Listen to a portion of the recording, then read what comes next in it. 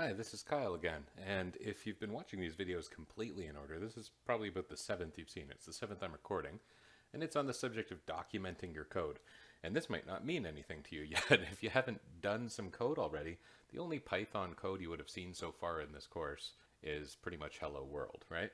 This isn't going to mean something until later, but we'll talk about it a little bit now to set the stage, and then of course you'll see it more in the first couple weeks of the course when we start writing our first few little programs. This is as good a time as any to show you some code that's hard to understand. This is some undocumented Python code. It's really arbitrary. It doesn't exactly do anything, not on its own, and it uses some concepts that we haven't talked about yet and some things that we aren't going to talk about for at least a few weeks.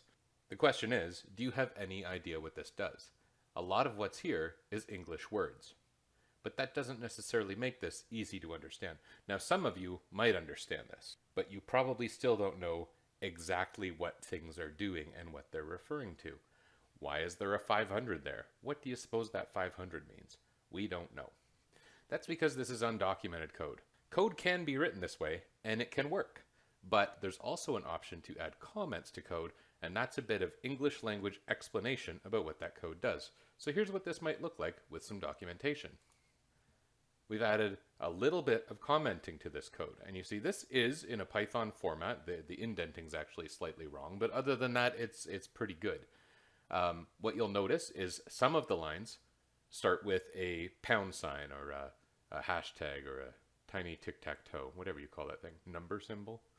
And that is the character that is used for commenting in Python. So any line that you start with a pound sign, a tic-tac-toe, is ignored and completely doesn't execute. That means you can write whatever you want there. And so now this explains that first line there. If command line option I is used, set interval based on option. And so it's saying if options I, that's kind of some explanation there, saying like, oh, the options.I is referring to the command line option that was used. Set interval based on option. Well, that's referring to that second black line there. Oh, the interval is being set to whatever the value of options I is. That's easy to understand even for a fairly new programmer or someone seeing this for the first time. And then that second comment says, for example, otherwise set I to default value of 500. Well, now we know exactly what that is. If options.I is set, then the interval is set equal to options.I. Otherwise, we set I to its default value of 500. And so that's what that 500 is. We still don't exactly know what it is, but we know why it's happening. So this isn't perfect, but it is an example of code that is undocumented and then documented and the difference between it. And maybe this will help to make the point of why this is. Now, some of you who have some experience coding might be cringing at this, saying, why are you doing this? Some of this is redundant, it's really long-winded. That's an argument you can have. Anyway, let's proceed. So documentation in code in general, and it exists in every programming language I've ever worked with, is regular written text added into coding files to make them easier to understand. And some people do strongly dislike commenting in code. I'll hear people, including some of our field placement employers, saying things like write self-documenting code. And it's questionable whether that exists or not. It's true that if you write cleaner code, you can get away with less comments. But generally, we want you to get used to commenting code. It is a normal practice. So your professors are mostly going to say, please document your code. Let's use comments wisely. They're mostly used to explain code. We don't want to be completely redundant with the code. Again, if we're using good naming conventions, we don't have to explain very much, but we do want to explain the things that are happening. Now, the audience is something you need to keep in mind. We don't generally write comments for ourselves. Sometimes we write the comments for ourselves to help with our thinking as we write out the code, but more generally, we're writing for someone else who are actually going to benefit from these comments. So that could be a teammate, someone else who you work with who hasn't had their hands on that part of the code. Could be your supervisor who maybe isn't very good at coding or maybe isn't an IT person at all. It could be yourself after some time has passed without looking at the project.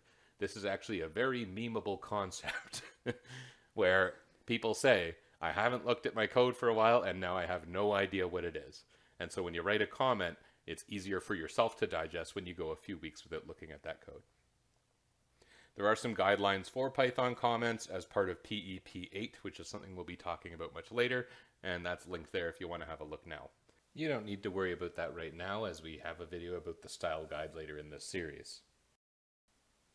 As a summary of that document, though, the Python Software Foundation, or PSF, the organization that oversees the standard of the language, suggests that comments should be in complete sentences in clear, well-written English, and mostly written each on a new line.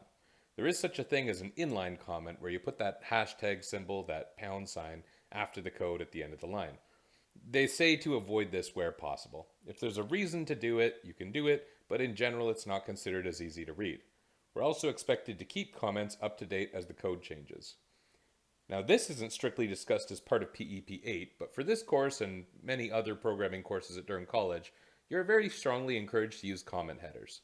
That's when we put a large comment block at the top of a code file that you've created that includes the file name, your own name, the last date the file was worked on, and a brief description of what this file is or does. That's just so you can identify your work more easily, or so we can.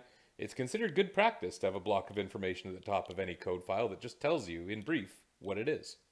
It's fairly common in industry. That said, not everyone does it, but for the purpose of this course, we're going to regularly have a comment header. Now I'm going to go into a bit of a demonstration that we're going to use through the next couple of videos. So here I've opened up Visual Studio Code with my proper working install, and are going to do a bit of a demo, and you'd be encouraged to follow along with this to make sure you can do this and your install is working and everything. When you open it, if you've installed this in the last couple of years, it does now say select a language, and you can in fact select Python, but you can also save your file as a Python file, and that'll let you nicely set up your file to be run as Python. So I'm just going to find a good spot to put this. Yes, this will do. I just made a neat file for the current semester. And I'm going to put it in its own folder. I guess I should name that too. What we're doing is a kind of a report thing, a very simple report. So I'm just going to make a new folder and call it report. And we'll put our file in this folder called report. And I'm going to pick Python and make sure I save it as a Python file. The default extension for Python files is .py. That's the extension that identifies it as a Python file.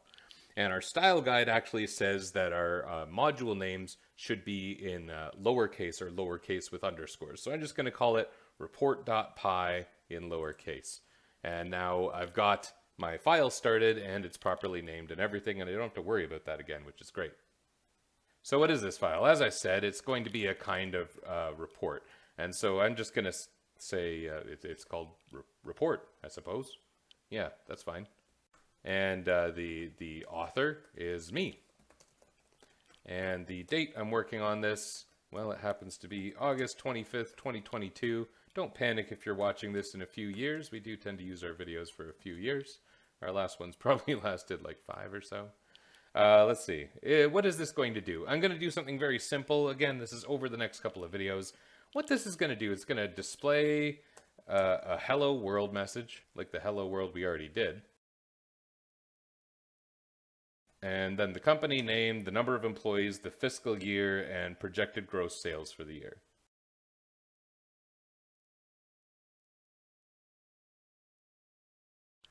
And that's all commented. You can see the hashtag symbols on the left, the octothorpes actually is the technical name. And those just mean that none of that code executes. It's just describing the file. And you can use comments to identify what the code's going to be doing. So one of the first things we'll do is be assigning a name, the name of the company. And you can also use comments sometimes for kind of like section headings if you wanted to. So sometimes, especially in this course, we do them. So like if we have a bunch of output happening all at once, we could put kind of like a big header that says output in capital letters just to indicate to ourselves that we know where it is. And pretty much that's a finished comment header, and we're going to get into more intricate coding in the next video. Nothing too intricate, but at least it'll do something. So in this video, we talked about documenting your code a little bit, including a few reasons why. In the next video, we're going to talk about using variables and assigning values in Python, and we'll continue with the same example. Some things you should probably know about documenting code at this point is, how do you write a comment in Python? Why do we put comments around our code? Who do we write code comments for? Think about the audience that I mentioned earlier. And what is a comment header, and what should it include? Those things have all been said in this video, so go back and review if you think you need to. Thanks.